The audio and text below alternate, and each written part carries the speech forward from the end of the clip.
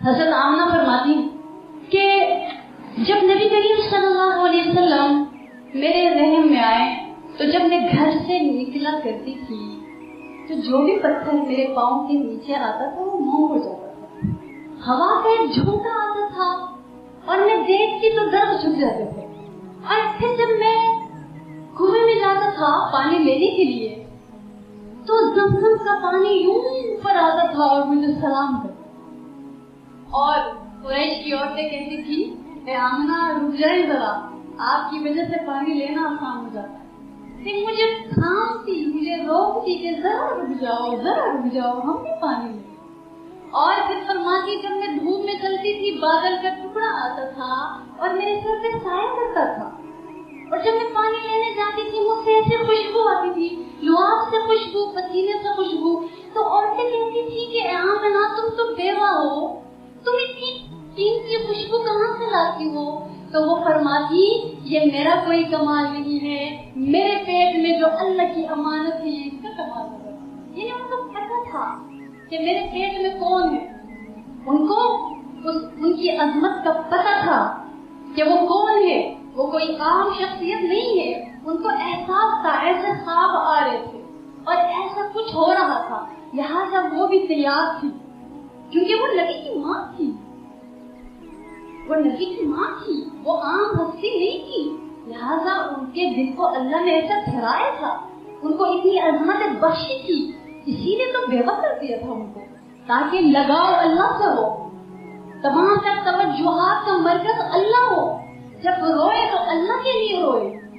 तो उनकी डायरेक्शन एक तरफ की गई, उनको उलझाया नहीं, इनको यकसू उनको कर दिया गया।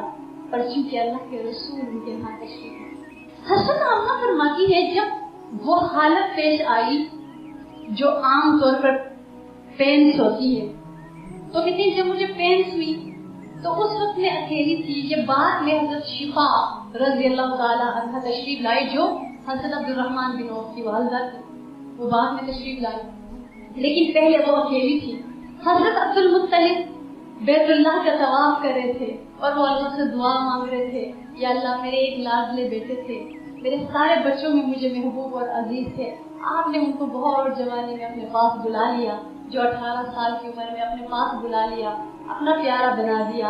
वो मेरे अब्दुल्ला थे, आज उनकी निशानी दुनिया में आ रही है, या अल्लाह ऐसी औलाद दे देना जो मेरे बेटे का भी नाम रोशन करे, जो पूरी इंसानियत के लिए भी निजात का बाइस है।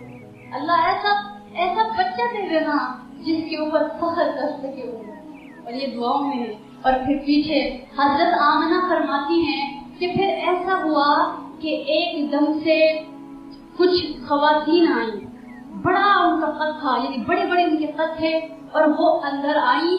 एक के हाथ में रेशम का कपड़ा था और दूसरी के हाथ में दूध का प्याला था।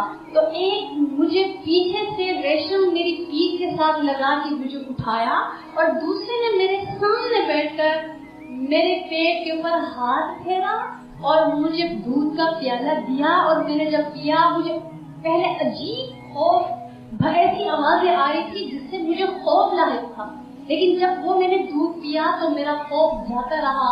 और फिर उन्होंने कहा कि एक उनमें से आसिया अलैहिस्सलाम थी और दूसरी उनमें से मरियम अलैहिस्सलाम। और एक ने जो हाथ में फेरा, उन्होंने कहा, उठ ए अल्लाह के रसूल, अब दुनिया में तशरीफ। अल्लाह।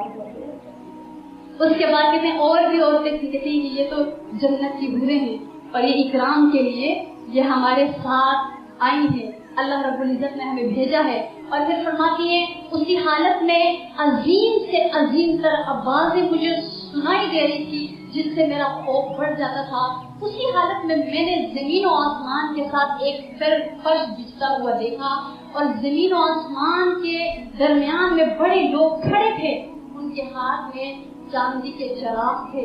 और फिर बताया कि एकदम से मेरा कमरा ऐसे परिंदों से भर गया जिनकी चोंचे ज़मरद और जिनके पर याकूत के थे, और वो एकदम से मेरे कमरे में हर तरफ वो फैल गए। और उसके बाद कहते हैं मुझे दिखाया गया کہ 3 جھنڈے ہیں، ایک مشرق میں گاڑا گیا، ایک مغرب میں گاڑا گیا، ایک کعبۃ اللہ کی چھت پہ گاڑا گیا، اور پھر اس کے بعد مجھے وہ تکلیف ہوئی اور اللہ کے محبوب صلی اللہ علیہ وسلم اس دنیا میں تشریف لائے، اور جب اس دنیا میں محمد رسول اللہ جب تشریف لائے تو میں نے جب دیکھا نبی صلی اللہ علیہ وسلم سجدے میں تھے اور دونوں شہادت کی ہوئی۔